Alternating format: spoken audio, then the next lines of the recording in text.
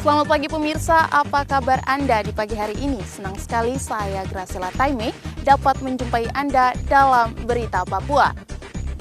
Sejumlah informasi menarik dan teraktual telah berhasil dirangkum tim redaksi kami. Berikut 3 berita utama hari ini.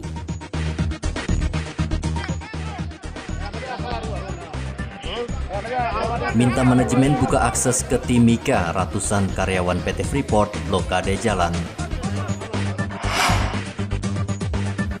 Pencuri alat musik di rumah ibadah ditangkap polisi. Peringati HUT ke-75 kemerdekaan RI, 1 km bendera merah putih dibentangkan ratusan pemuda di pantai Holtekam.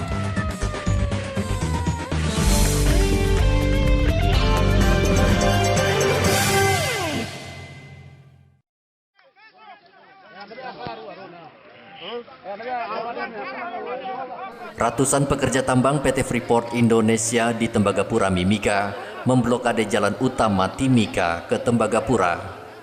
Pekerja tambang menuntut manajemen membuka kembali jalur bus karyawan dari Tembagapura menuju Timika yang ditutup sejak 3 Agustus lalu. Ditutupnya jalur bus ke Timika membuat karyawan tidak bisa berkunjung ke sanak keluarganya. Dibuka normal, tetapi mengikuti protokol yang ada. Kami berharap, karyawan berharap, mereka harus ketemu keluarga. Sementara itu Kapolres Mimika AKBP Era Adinata mengatakan dalam waktu dekat akan bertemu Satgas COVID-19 Mimika mencari solusi terkait penutupan jalan ke Tembagapura. Adanya lockdown supaya menghindari terjadinya penularan COVID-19 yang masif.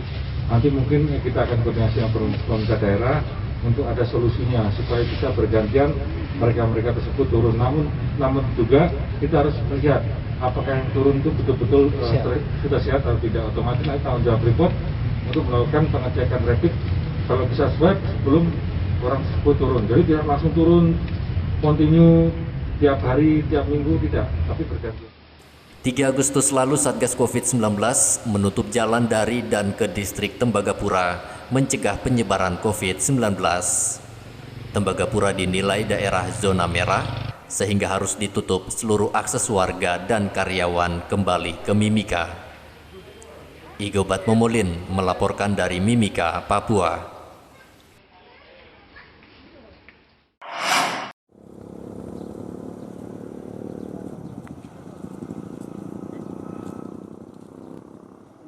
Sebuah kendaraan dinas salah satu SKPD di Merauke terperosok ke lahan kosong di Jalan Cikombong Merauke Minggu dini hari kemarin. Terperosoknya mobil tersebut disebabkan karena pengemudinya mengantuk usai pulang dari pesta miras. Warga sekitar sempat mendengar bunyi ledakan. Setelah dicek, ternyata mobil dinas tersebut menabrak pembatas jalan. Tadi kejadiannya jam 4:30. 4:30. Iya. Waktu itu gimana? Kecepatannya tinggi kah? Gimana Ibu? Ledakannya tinggi, saya kira itu ban meledak. Terus? Ternyata dia tabrak beton. Beton itu ya? Berapa orang ini Ibu tadi lihat? 1 orang. 1 orang ya? Laki-laki? Laki-laki keadaan mabuk berat. Oh gitu. Nah tadi waktu dia keluar, siapa yang kasih keluar dia? Dia keluar sendiri? Tidak bisa keluar sendiri karena tertutup. Terus? Tadi anak saya yang kasih yang keluar bantu? dengan pacu.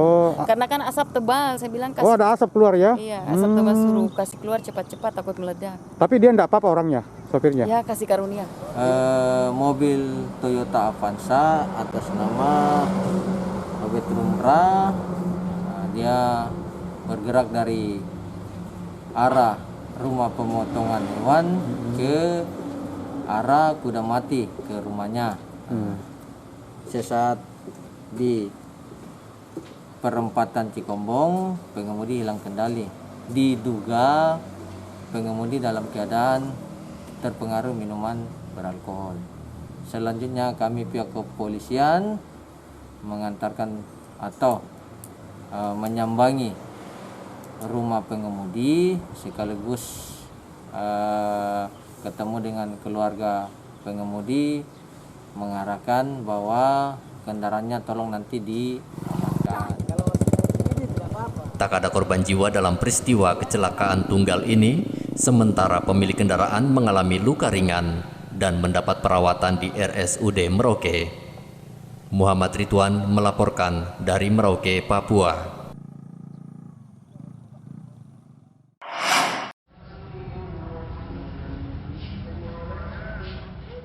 Pencuri alat musik di rumah ibadah yang meresahkan warga Mimika akhirnya ditangkap polisi. Toto, pemuda asal Palopo, Sulawesi Selatan, harus mempertanggungjawabkan perbuatannya di hadapan polisi karena mencuri alat musik di 4 rumah ibadah. Spesialis pencuri alat musik gereja itu ditangkap polisi di Jalan Mimika Baru. Polisi mengaku alat musik di rumah ibadah tempat tersangka beribadah setiap minggu juga digasak pelaku. Kejadiannya 3 hari yang lalu, 4 hari lah kurang lebih ya. Ada beberapa TKP, 4 TKP. Si pelaku lakukan itu? Iya, 1 orang. Alatnya linggis. Mencangkul jendela. Kemudian dia kan ada di gerejanya sendiri jadi dicuri. Oh ini? Keyboard, khusus keyboard. Dijual 5 juta, ada yang 6 juta, bervariasi. Sudah berapa kali dia lakukan itu kemudian? Dari keterangannya kemudian? 4 kali. 4 TKP. Kita dapat semua ini. Di ST3. Dia 63. Iya, kan merusak ya jendela. Rata-rata di jendela dengan menggunakan linggis kecil.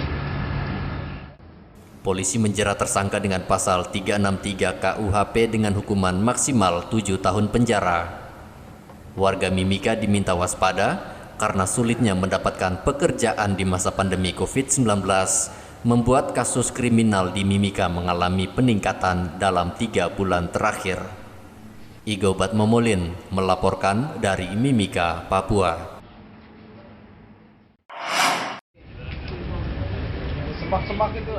Polres Mimika mengungkap peredaran minuman keras palsu yang diduga telah menyebabkan kematian sejumlah konsumen di Mimika. ITW ditangkap polisi di tempat usahanya di Jalan Mimika Kota. Polisi juga menyita barang bukti ratusan botol minuman keras palsu yang dikemas menggunakan berbagai merek terkenal. Kapolda Papua, Irjen Paulus Waterpau mengatakan pelaku memasang label palsu pada miras yang dijual. Setelah dicek di BPOM, miras tersebut tidak terdaftar. Dengan registrasi yang tertulis di sini, itu registrasi BPOM RIMD 10 1101560048.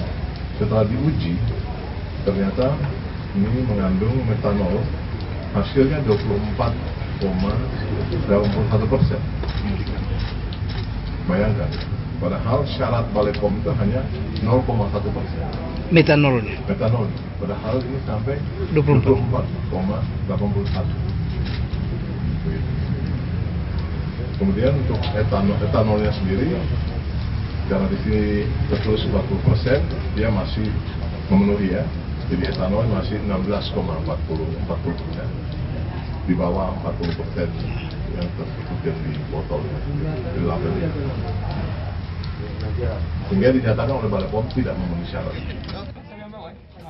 Atas perbuatannya polisi menjerat pelaku dengan pasal berlapis, yaitu pasal 204 ayat 1 KUHP, ancaman pidana maksimal 15 tahun penjara, dan pasal 62 ayat 1 Undang-Undang RI nomor 8 tahun 1999 tentang perlindungan konsumen dengan ancaman penjara maksimal 5 tahun penjara. Igobat Momolin melaporkan dari Mimika, Papua.